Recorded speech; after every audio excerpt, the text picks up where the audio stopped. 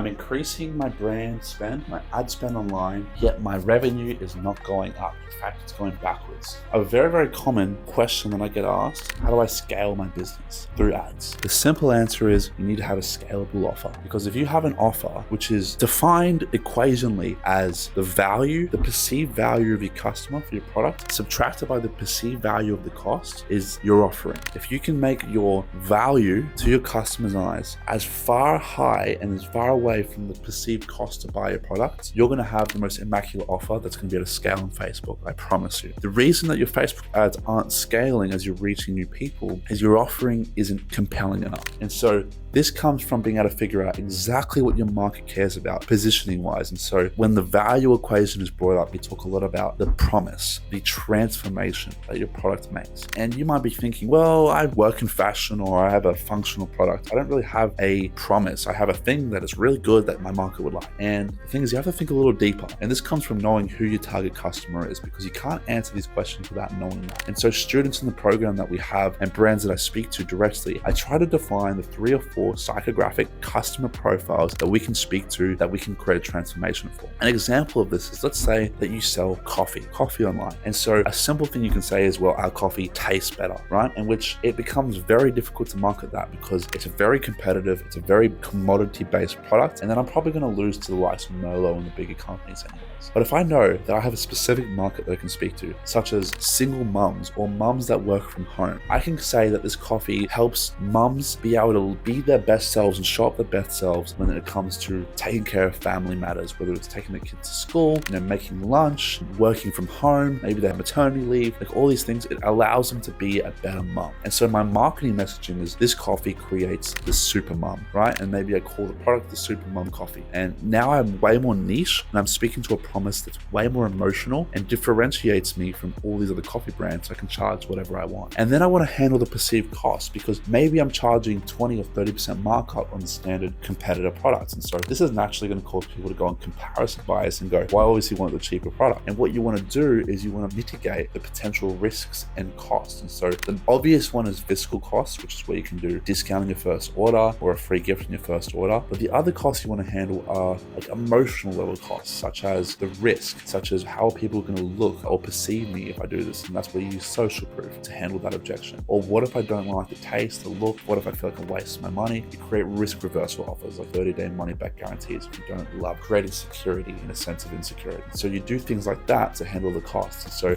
if I can create this promise, this vision of this incredible product that's going to change my world and remove the perceived costs of what it's going to cost me if I take this risk, if I take the leap towards another product, I promise you that in conjunction with your messaging, your ads, your creative, will allow your ads to be able to scale well beyond what you're currently spending.